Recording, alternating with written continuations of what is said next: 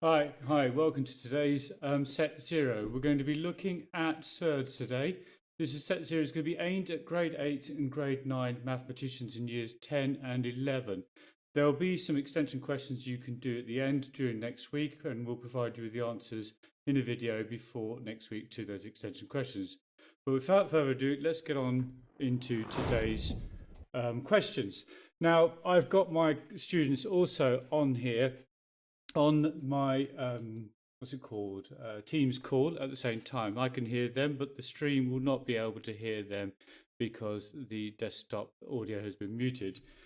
Anyway, without further ado, they can ask me questions and I'll answer them if they need it. Here's our first question, and I'm going to give you about 3 minutes to have a go at this first one.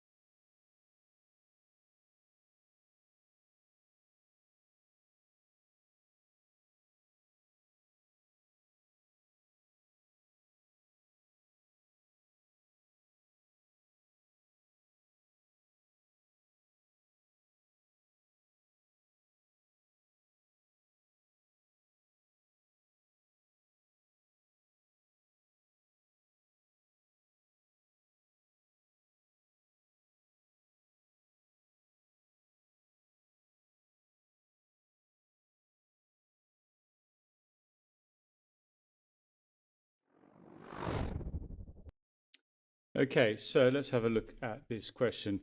And what hopefully you've been able to do is work out that you could find the area of the big triangle and take away the area of the small triangle of AD equaling BD. So the area of that is going to be equal to, let's get a pen. So we're going to get ADB is going to be equal to half times root 2 over 2 times root 2 over 2.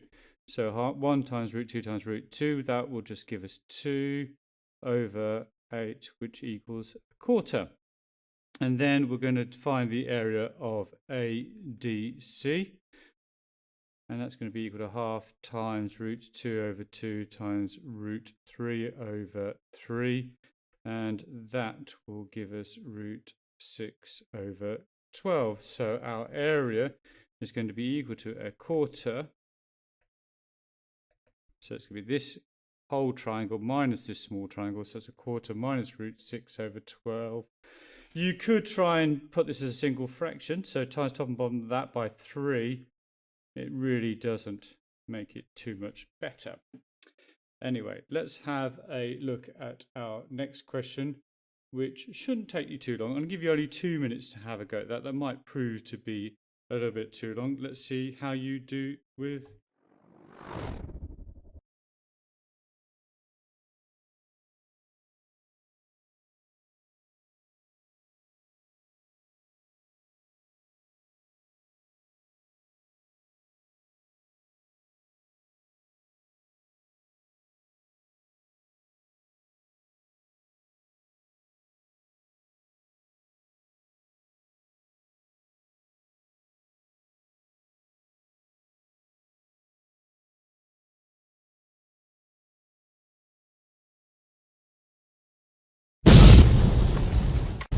Actually only going to give you those 60 seconds because it's actually, I was looking at question 3 rather than question 2 when I decided the time.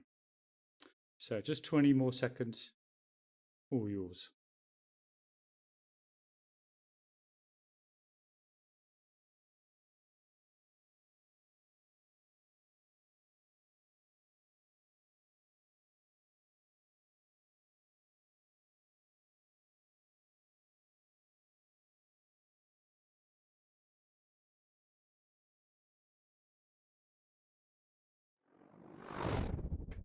Okay, gave a bit too much time probably there. So what we're going to do is we're going to multiply this out. I always believe it's a good idea to write out the original question when doing these. So root 5 times root 8 gives you root 40. Root 5 times root 18 is root 90. I forgot to say, if you're doing this, you should not be using your calculator at all. If you're using your calculator, you're defeating the object of doing this exercise in Surds. Okay, so this is the same as 4 times 10. This is the same as 9 times 10. And so you get 2 and you get 3 because square root of 4 is 2 and the square root of 9 is 3. So that gives you 5 root 10 as your answer. Right, the next question is the one where we will have 2 minutes to do it. And hopefully I'll get you straight to that question.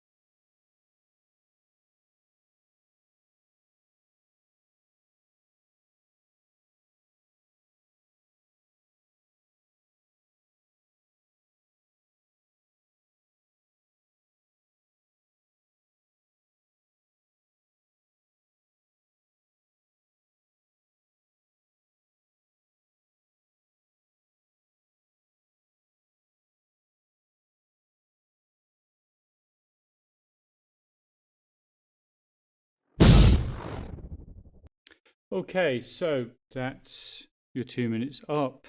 Now the best way I think to think of this is actually as 1 divided by 1 plus 1 over root 2. Then you can write this as a single fraction. So it's 1 divided by root 2 plus 1 over root 2. If you times top and bottom of this, if you write this as root 2 over root 2, then you get root 2 plus 1 over root 2. Then if you're dividing by this, you realise you're just reciprocating, so the answer to this is just going to be root 2 over root 2 plus 1. That's the quickest way probably of doing this. You may have found a quicker way of doing it. And we're going to times top and bottom of this by root 2 minus 1 over root 2 minus 1 to get rid of the irrational on the bottom here. So root 2 times root 2 gives me 2. Root 2 times minus 1 gives me minus root 2. Root 2 times root 2 is just 2. 1 times minus 1 gives me 2 minus 1 on the bottom. So we're just left, because that is just 1 divided by 1, you're just left with 2 minus root 2. Okay, so let's have a look at the next question. Ooh, it's a little bit longer. Let's give you 3 minutes to have a go at the next question. See how you get on with this.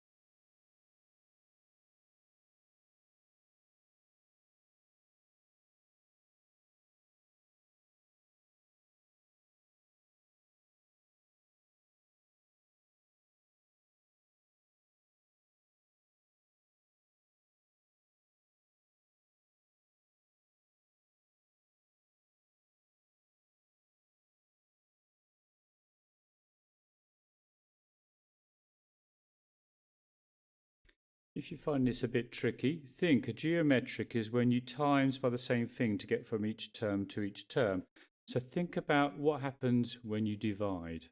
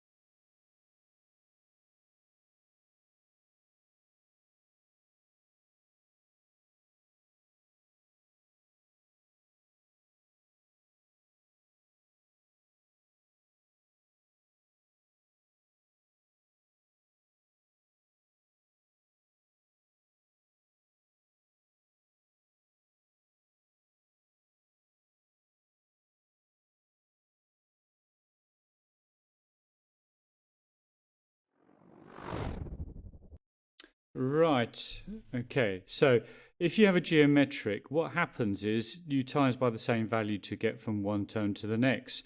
So therefore, if you divide them, you must get the same thing. So if you do 1 divided by the square root of x minus 1, that gives you your common ratio, what you have to times by, and that must be equal to the square root of x plus 1 divided by 1.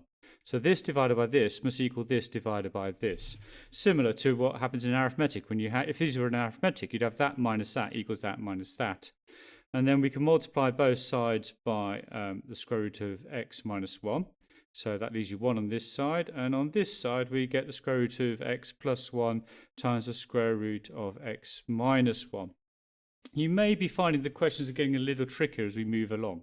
Don't worry, stick in there. So we get times that together, we get x, and we're just going to get a minus 1 because we're going to get 1 times root x and another minus 1 times root x, which will cancel. So therefore x will equal 2.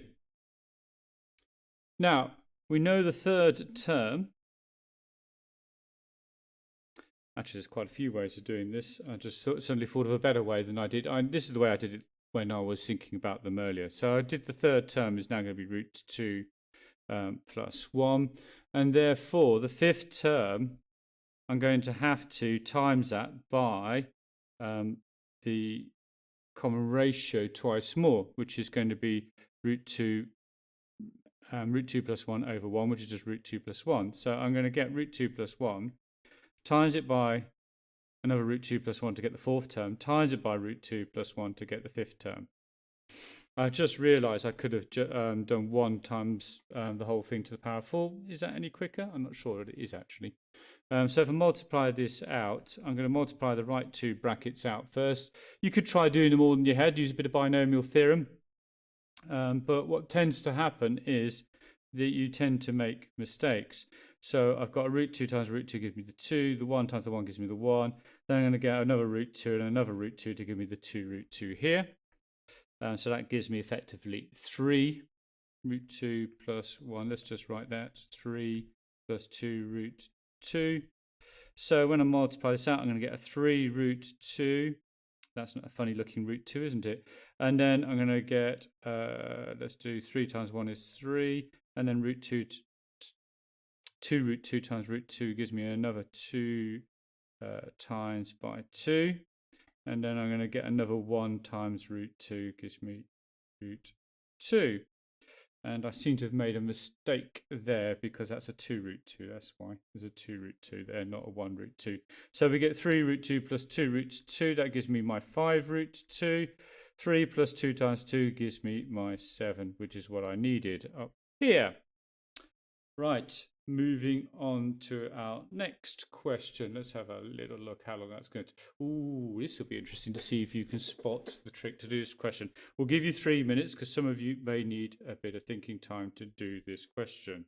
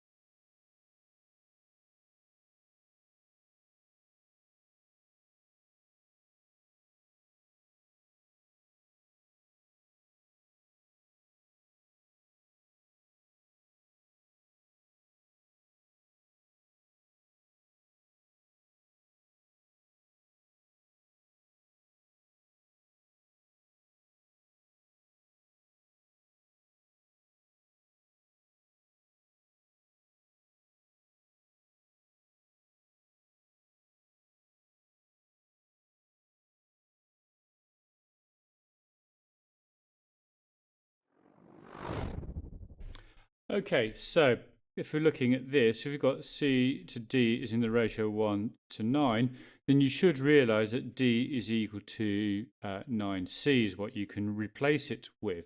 So therefore, B will equal the square root of 63 plus the square root of 9C, replacing that.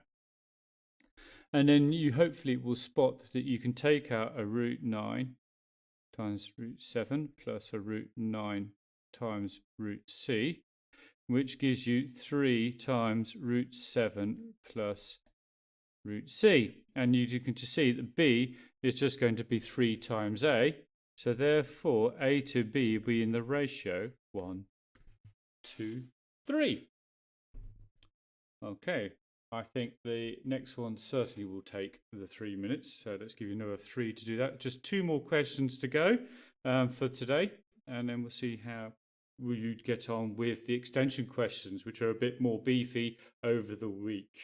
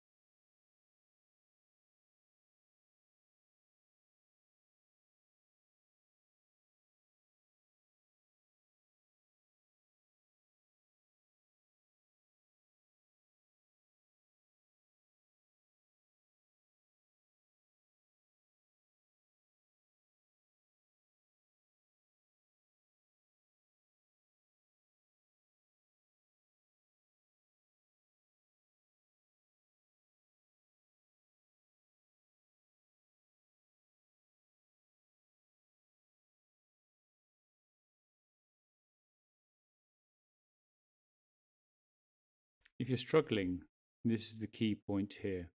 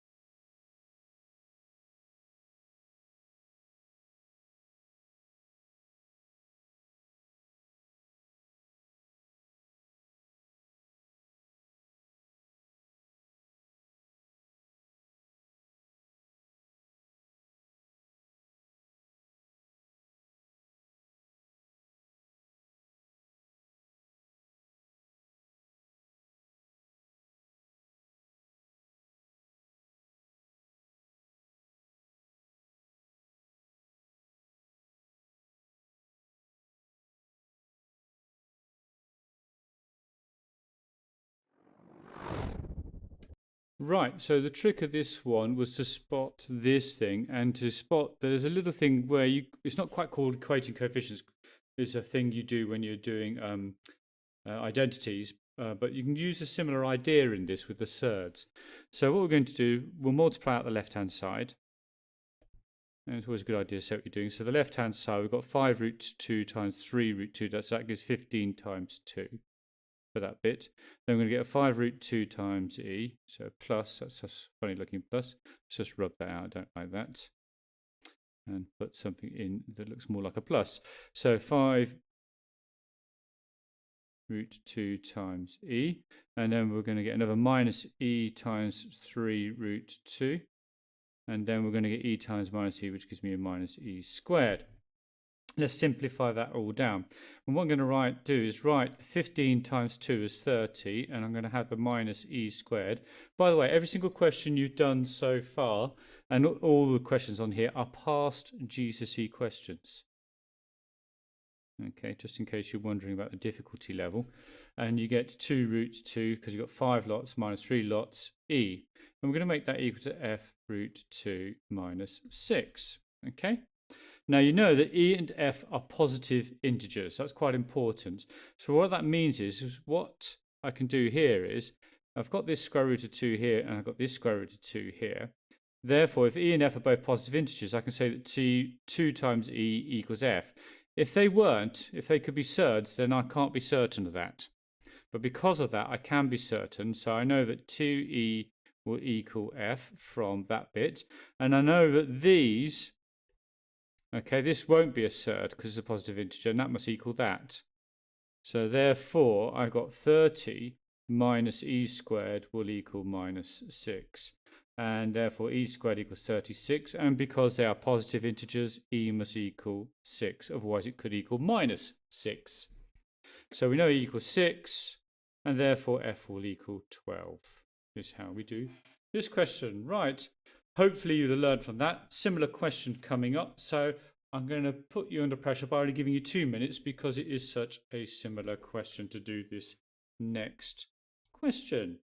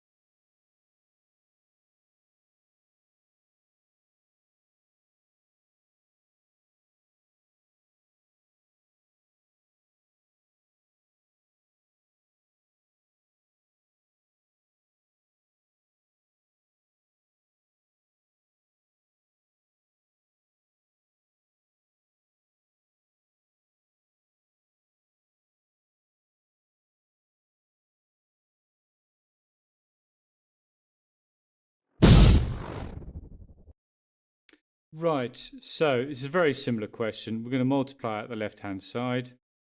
Actually, I won't write it down. I'm just going to write 3.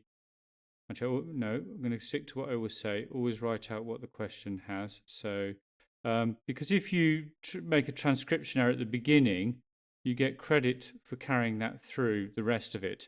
If you make transcription errors later, then you don't get so much credit. So 3 times 1 is 3, plus 3 root x, timesing that out. Multiply 1 times root x gives me another root x, and then what I've got, root x times root x will give me another x, and that will be equal to y plus 4 root 5. So what I've got is on the integer bits, I've got 3 plus x, and on the surd bits, I've got a 4 plus root x and equals y plus 4 root 5. Now, it's only because x are positive integers, x and y are positive integers, that I can say that 3 plus x must equal y, doing the integer bits, and then doing the surd bits, then obviously This is a bit easier than the last one, really. 4 root x equals 4 root 5, so x will equal 5. And if x equals 5, then y equals to 8. Now, this is how I propose to do these set zeros. We'll look at the trickier topics on the levels 8s and 9s of GCSEs and make sure that you're all sorted on all of those. Then what you see is an extension tab. Now, these questions are going to be a lot more demanding. You have to spend time thinking. Can't really do that in a stream or an online workshop.